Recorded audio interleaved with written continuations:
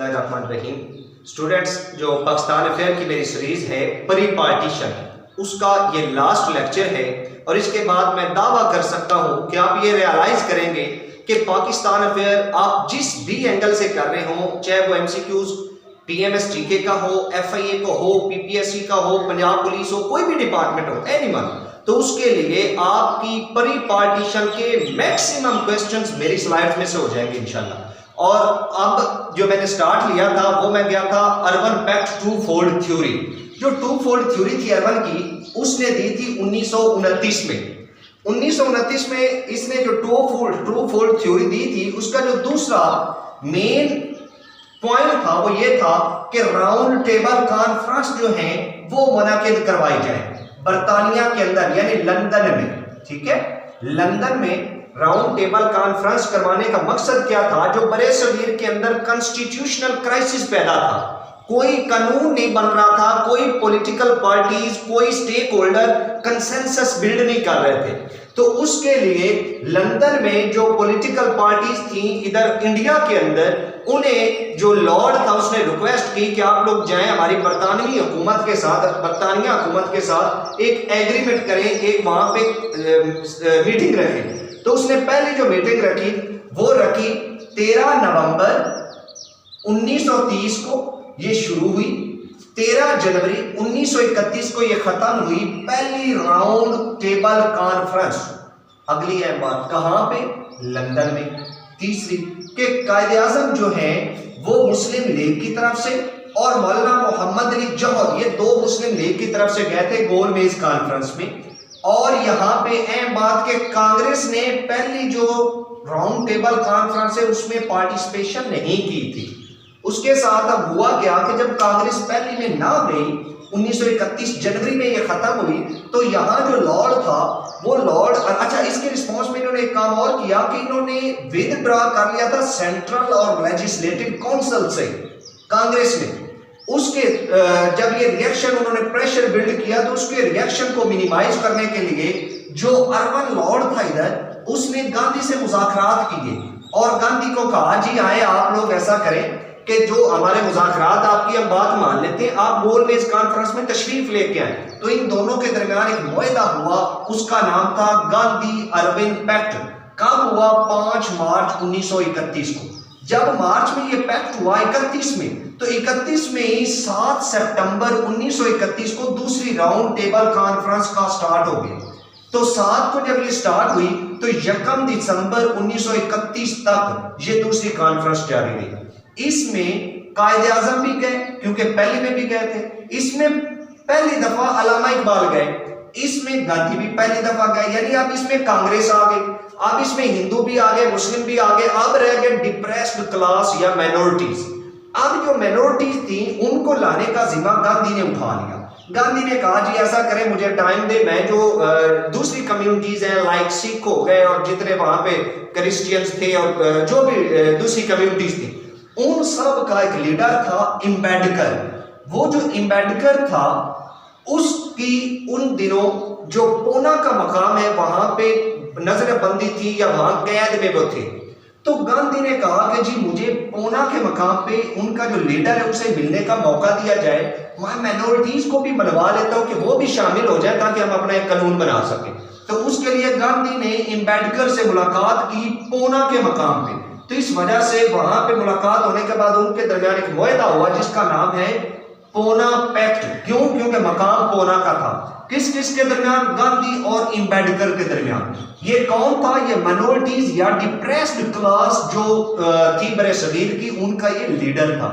और अगली बात कि 24 सितंबर 1932 को ये पूना पैक्ट हुआ।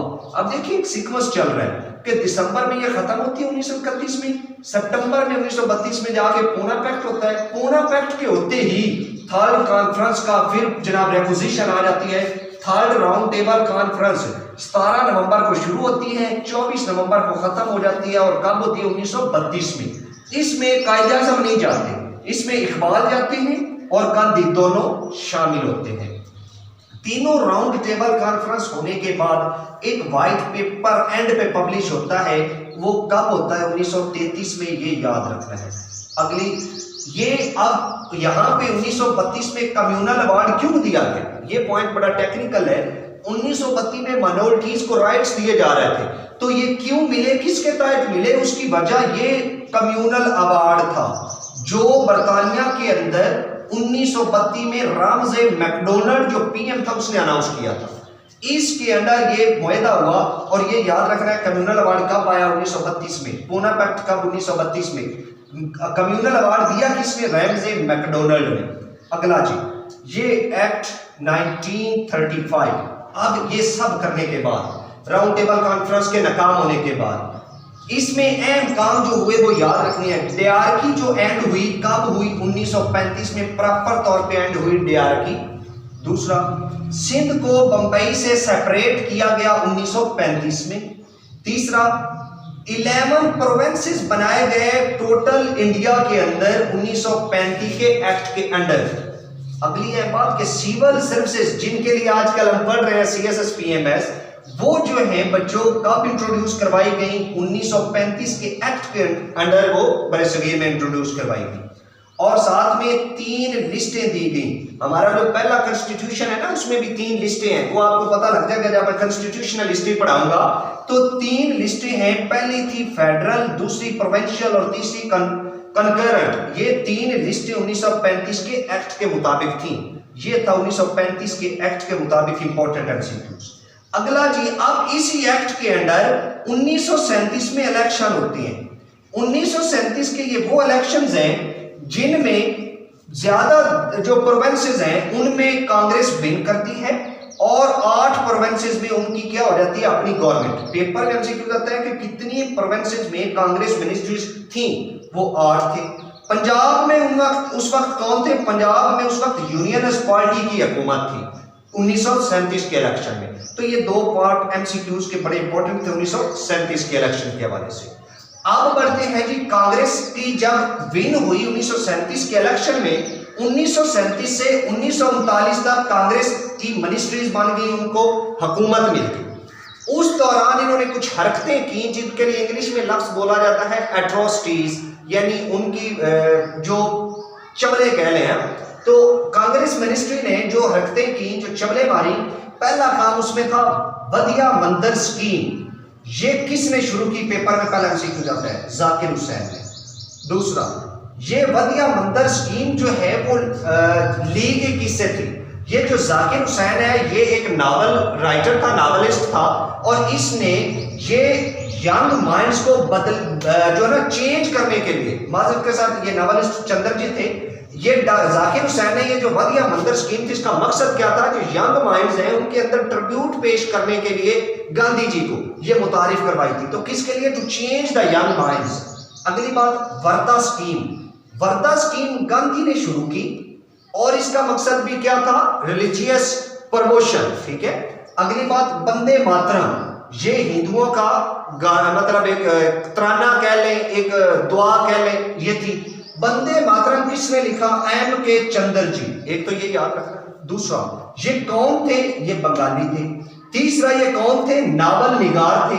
अगली अहम बात कि ये वंदे मातरम किस नावल से लिया गया है, ये है अनंत मठ नावल है जिससे वंदे मातरम लिया गया। अगली अहम बात कि डे ऑफ डिलीवरेंस। अब यहाँ पे पॉइंट देखना, 1937 से 1939 में कोई कसर नहीं कांग्रेस ने छोड़ी कि हम दबा के रखे मुसलमानों को, दबा के रखे माइनॉरिटीज को। तो उस दौरान ये जब हरकतें इन्होंने की, तो मुसलमानों ने इसके खिलाफ क्या किया, इसके खिलाफ एहतजाज मतलब जब किया 1939 में, ये मिनिस्ट्रीज खत्म हो गई। जब ये 1939 में मिनिस्ट्रीज खत्म हुई, तो उस दौरान 22 दिसंबर 1939 को खत्म हुई, तो जो मुस्लिम लीग है उसने एक दिन मनाया, वो था डे ऑफ डिलीवरेंस, यानी निजात, यौमे निजात। कब मनाया गया, 22 नवंबर 1939 में। उसके बाद बच्चों के जो रिपोर्ट, अब देखें हर साल 1937 में हुकूमत बनी, 1938 में 1 साल के बाद उनकी कारकर्दगी बतानी थी। ये बरतानवी राज का एक तरीकाकार है कि वो असेस करते हैं, कि जायजा रिपोर्ट देते हैं कि गवर्नमेंट कैसे चल रही है। तो पहली जो 1 साल बाद रिपोर्ट, 8 मेंबर्स थे, उनके हेड थे राजा मेहदी। मेहदी रिपोर्ट बच्चों, यहाँ पे एक पॉइंट टेक्निकल समझना है। अक्सर बच्चे कहते हैं कि पेपर रिपोर्ट 1939 में या वो फलां रिपोर्ट कब आई। यहाँ पे रिपोर्ट यह है कि मेहदी रिपोर्ट जो थी, पहली रिपोर्ट 1938 में आई, जो दूसरी रिपोर्ट ये मेहदी रिपोर्ट 1938 में, जो दूसरी रिपोर्ट 1939 में थी वो शरीफ रिपोर्ट्स हैं। तो ये दो रिपोर्ट्स थी कांग्रेस मिनिस्ट्री के ऊपर। अक्सर बच्चे समझते हैं कि एक रिपोर्ट है, दो रिपोर्ट्स थी, 2 सालों में अलग-अलग। उसके बाद बच्चों 1939 में जब इन्होंने रिजाइन दिया तो 1940 में लाहौर रेजोल्यूशन पास कर the all India Muslim league ने अपने सेशन में 23 मार्च 1940 को। अब मैं इसका जो अगला थोड़ा सा मैप था वो मैंने मिस किया कि 23 मार्च 1940 की जो करारदाद है लाहौर रेजोल्यूशन, सिंध असेंबली से किसने पास की, पंजाब से किसने की, केपीके से किसने की, उसके अलावा बंगाल से किसने की। ये इंपॉर्टेंट पेपर में एमसीक्यू जाते हैं। दी किसने, ये आपको पता होना चाहिए। ए फजल हक, मौलाना जफर अली खान ने इसको ट्रांसलेट किया।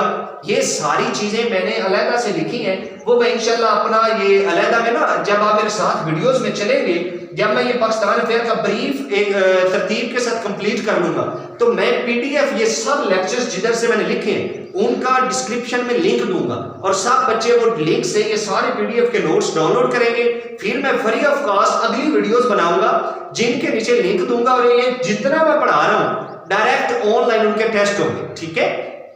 उसके बाद ये बढ़ते हैं। अब 1940 में एक बड़ा इंपॉर्टेंट इवेंट याद रखना है, अगस्त ऑफर। अगस्त का महीना था, ऑफर इसलिए उसका नाम के वो एक पेशकश की किसने, लिनलिथगो ने, लॉर्ड लिनलिथगो ने एक ऑफर पेश की 1940 में जिसका नाम अगस्त ऑफर था। इसकी आगे एक डिटेल है, एक डिबेट है, वो मैं यहाँ पे स्किप कर रहा हूं। क्यों कर रहा हूं, क्योंकि बच्चों को ये चीजें यहाँ पे इस हिसाब से ही चाहिए। अच्छा, उसके बाद बच्चों जब ये हमारे अगस्त ऑफर हुई, अगस्त ऑफर के बाद अगला इंपॉर्टेंट इवेंट है जनाब गांधी टॉक्स। ये बहुत इंपॉर्टेंट इवेंट था कि जनाब गांधी जो है उन्होंने देखा जी बड़े सगीर के अंदर कंट्रोल लूज कर रही है बरतानवी हुकूमत, तो उस चीज को एड्रेस करने के लिए इन्होंने कहा कि ना हम लोग आपस का कट बना के इनको दौड़ा दें। तो ये इन दोनों के दौरान आपस में खतूत का तबादला हुआ, और ये टोटल जो है 24 लेटर्स एक्सचेंज हुए। इनका नाम है जनाब गांधी टॉक्स, और ये हुए 1944 में। उसके बाद बच्चों क्या हुआ कि 1944 में इनके जब ये सारे मुज़ाकरात हुए, तो 1945 में जो लॉर्ड था उसने शिमला के मकाम पर बुला लिया। अब लॉर्ड लिनलिथगो चला गया, उसकी जगह आ गया लॉर्ड वेवल। वेवल ने कहा कि मैं कुछ बदलता हूं। लॉर्ड वेवल ने शिमला के मकाम पर 24 जून 1945 को शिमला कॉन्फ्रेंस हुई, एक तो याद रखना है। दूसरा, ये इसने एक सुजेशन दी, कौन सी, कि इंटरिम गवर्नमेंट बना ले, ये इसने कहा। अच्छा, ये इसकी सुजेशन थी। अच्छा, 1945 में ये जो शिमला कॉन्फ्रेंस, इसका दूसरा नाम क्या है, वेवल प्लान, ये भी याद रखना है। वेवल प्लान हो, ये शिमला कॉन्फ्रेंस हो, कब हुई ये आपने याद रखना है। अगला जी, अब 1946 में इलेक्शन होने हैं दोबारा, क्योंकि बड़े सगीर में इलेक्शन नहीं हो रहे थे। लास्ट टाइम 1937 में हुए थे, उसके बाद इलेक्शन कहा था इन्होंने हर 5 साल बाद होंगे, वो हो नहीं रहे थे। तो 1946 में इलेक्शन अनाउंस हो गए। 1946 के जो इलेक्शन थे उसमें बच्चों मुस्लिम लीग ने सारी जो सेंट्रल असेंबली की नशिस्तें थी वो विन कर ली। जो प्रोविंशियल असेंबली की थी 923 टोटल थी, उनमें से 425 विन थी। 1937 में मुस्लिम लीग बुरी तरह नाकाम हुई। 1945 और 46 में जब इलेक्शन हुए तो 46 के इलेक्शन में जिंदगी और मौत का मसला बना के ये लड़ी। क्यों, कायद को पता था कि अगर यहां पे हम अगर लूज करते हैं तो हम तो पाकिस्तान लूज करते हैं। तो ये थी एक विजनरी लीडरशिप जिसने यहां से काया पलटी और पाकिस्तान का वजूद एक हकीकत बना। क्योंकि 1940 में ये अपनी पोजीशन वाजे कर चुके थे कि अब बरतानिया नहीं, अब पाकिस्तान और इंडिया डिवाइड का मतलब था कि यहां तकसीम करें और चले जाए। यहां पे वो पावर इनकी और बिल्ड हुई कि जब इन्होंने रिजल्ट्स निकाले इलेक्शंस के अंदर, जिस तरह आजकल हमारा पॉलिटिकल टर्मोइल पाकिस्तान के अंदर है, उसमें भी इलेक्शंस रिजल्ट्स और इश्यूज आ रहे हैं। यहां पे जब ये इलेक्शन हुए 1946 में, मुस्लिम लीग विन कर गई। कायदे आजम ने सारी जो विनर थे वहां असेंबली के इलेक्टिबल्स थे, उनकी एक मीटिंग बुलाई जिसका नाम है बच्चों दिल्ली कन्वेंशन। ये दिल्ली कन्वेंशन कब हुआ, 1946 में। कब हुआ, इलेक्शन के बाद। ये कायदे आजम ने इलेक्शन के बाद करवाया, सेम याद रखना 1946। उसके बाद ये जब दिल्ली कन्वेंशन हो गया तो 1946 में बरतानिया से काबीना के कुछ अरकान तशरीफ लेके आए कि अब जी कंट्रोल बढ़ रहा है, यानी हमारा कंट्रोल कम हो रहा है और इंडियंस का कंट्रोल बढ़ रहा है। तो उन्होंने काबीना मिशन भेजा कब 22 मार्च 1946 को, और इसके टोटल मेंबर्स की तादाद 3 थी। हेड कौन थे? सर पैथिक लॉरेंस, दूसरे सर क्रिप्स थे जो 1942 में आए थे। ये क्रिप्स मिशन कब हुआ? 1942 में 24 मार्च को। उसके अलावा यहाँ पे एक पॉइंट मैंने मिस किया कि अगस्त तोफर से पहले ये क्विट इंडिया मूवमेंट गांधी ने शुरू की थी 1942 में। ये भी बहुत इंपॉर्टेंट एमसीक्यूज है। उसके साथ बच्चों कि ये जो हमारा यहाँ पे था कि एबी अलेक्जेंडर, ये तीसरे थे जो काबीना मिशन में थे। ये 3 लोग थे काबीना मिशन में। इन्होंने 2 बातें अनाउंस की। केएमसी पहला स्टेट पेपर इन्होंने पब्लिश किया। स्टेट पेपर कब पब्लिश हुआ? 1946 में। किसने पब्लिश किया? ये काबीना मिशन ने। इसके 2 पॉइंट्स थे कि लॉन्ग टर्म प्लान और शॉर्ट टर्म प्लान। उसमें अहम चीज क्या थी? इन्होंने ABC ग्रुप्स बनाए लॉन्ग टर्म के लिए, जिसमें Hindu majority areas, Muslim majority areas, Assam और बंगाल, ये 3 ग्रुप्स बना दिए। सेकंड जो शॉर्ट टर्म कहा इन्होंने कि जल्दी से एक इंटरम गवर्नमेंट बना ले। इंटरम गवर्नमेंट जो है कब से कब तक रही? 2 सितंबर 1946 से 15 अगस्त, जब पाकिस्तान और इंडिया आजाद हुए, 15 अगस्त 1947 तक ये इंटरम गवर्नमेंट का टेन्योर याद रखना। अगली है बात बच्चों कि ये जो इनके प्लान थे, इंटरम गवर्नमेंट बनी। इंटरम गवर्नमेंट में गवर्नर जनरल उस वक्त कौन था? आपको पता है, लास्ट वाइसराय माउंटबेटन था। उससे जो पहले आया था, इसको इंग्लिश में लफ्ज बोला जाता है पेनाल्टीमेट वाइसराय। पेनाल्टीमेट का मतलब आखिरी से पहला। वो कौन था? Lord Wavell. तो उस वक्त गवर्नर जनरल उसके इंटरम गवर्नमेंट के लॉर्ड वेवल बने। उसके वाइस प्रेसिडेंट जवाहरलाल नेहरू बने और 5 मिनिस्ट्रियां दी गई मुस्लिम लीग को, जिसकी बड़ी इंपॉर्टेंट एमसीक्यूज हैं। हेल्थ मिनिस्ट्री राजा गजनफर को दी गई। लॉ मिनिस्ट्री जोगिंदर नाथ मेंडल को दी गई। फाइनेंस मिनिस्ट्री लियाकत अली खान को दी गई। रेल मिनिस्ट्री रब निश्तर को दी गई, अब्दुल रब निश्तर को। कांग्रेस मिनिस्ट्री आई चंडीगढ़ को दी गई। ये 5 मिनिस्ट्रियां दी गई मुस्लिम लीग को। उसके बाद बच्चों कि हमारे पास ये जब मिनिस्ट्रियां मतलब मिल गई, ये यहाँ पे एक 1900 के जो काबीना प्लान था, ये पहले ना नहीं माना था इन्होंने, कांग्रेस ने। जब ये नहीं माना था तो मुस्लिम लीग जो है, इन्होंने कहा कि जो उन्होंने साफ कहा था काबीना मिशन ने, जो नहीं मानेगा हम उसको हुकूमत का हिस्सा नहीं बनाएंगे। लेकिन उसके बावजूद कांग्रेस जब ना मानी तो उन्होंने कांग्रेस को वजारत उस्मा भी दे दी और बाकी ज्यादा से ज्यादा वजारतें भी इनको दी। तो उनके अगेंस्ट मुस्लिम लीग ने एक दिन मनाया जिसका नाम थे direct action day. Direct action day कब मनाया गया? 16 मई 1946 को। और उसके बाद बच्चों ये काबीना मिशन के बाद अहम इवेंट ये था, लास्ट पे 2 इवेंट्स है। पहला रेड क्लिफ अवार्ड, ये कब आया? 17 अगस्त 1947 को। अगला लास्ट पे 3 जून प्लान आ गया। 3 जून प्लान कब आया? ये लॉर्ड माउंटबेटन प्लान भी इसको कहते हैं। ये पीएम लॉर्ड उस वक्त इटली था। उधर बर्तानिया में वजीर आजम उस वक्त कौन था? लॉर्ड इटली था। और माउंटबेटन जो है उसने ये प्लान दिया। और सबसे अहम बात, 3 जून वाला जो प्लान था 16 जुलाई को बरतानवी पार्लियामेंट से पास हुआ और 14 अगस्त 1947 को पाकिस्तान और 15 अगस्त 1947 को हिंदुस्तान मर्ज़े वजूद में आया। तो ये थी बच्चों मेरी कंप्लीट एक जो मैंने लेक्चर सीरीज आपको कहा कि प्री पार्टीशन में एक तरतीब से करवाई है। अब लास्ट पे मैं अब अगली जो स्टार्ट करूंगा पोस्ट पार्टीशन, वो होगी 1947 से 2023 तक। उसके बाद तीसरी सीरीज, ये 3 मतलब पार्ट्स का लेक्चर अगला भी होगा या 2 का बना दूंगा। उसके बाद अगला लेक्चर होगा पाकिस्तान के अंदर जो ज्योग्राफी पे। चौथी जो सीरीज या 3 वीडियोस होंगी वो होगी पाकिस्तान ने किसको कब ज्वाइन किया। पाकिस्तान के अंदर जितनी भी जीके रिलेटेड चीज़ें बनती हैं वो मैं उनमें कंपाइल करूंगा। तो इंशाल्लाह पाकिस्तान अफेयर एक्चुअली ये नहीं होगा, पाकिस्तान अफेयर के साथ ये आपका जीके भी होगा और ये इतना एक्सटेंसिव आपका हो जाएगा कि आपको इंशाल्लाह कोई नोट्स, कोई एकेडमी, कोई दूसरा फोरम सर्च करने की ज़रूरत नहीं है। मैं इस वीडियोस को लाइक, सब्सक्राइब, शेयर करने का नहीं कहूँगा। क्यों? क्योंकि अगर किसी को बेहतर लगे तो सदका समझ के लोगों को बता दे, ना लगे तो बच्चों को मिसगाइड ना करें। तो ये था मेरा पाकिस्तान अफेयर का प्री पार्टीशन। तो थैंक यू, आप मेरे साथ जुड़े रहे। मजीद बेहतर से बेहतरीन के लिए मुझे कमेंट सेक्शन में कमेंट ज़रूर करें कि सर इस वीडियो को आने वाली वीडियो में ये चीज़ें मजीद ऐड करके आप इम्प्रूव कर सकते हैं। तो बहुत शुक्रिया आप तमाम लोगों का। अस्सलाम वालेकुम।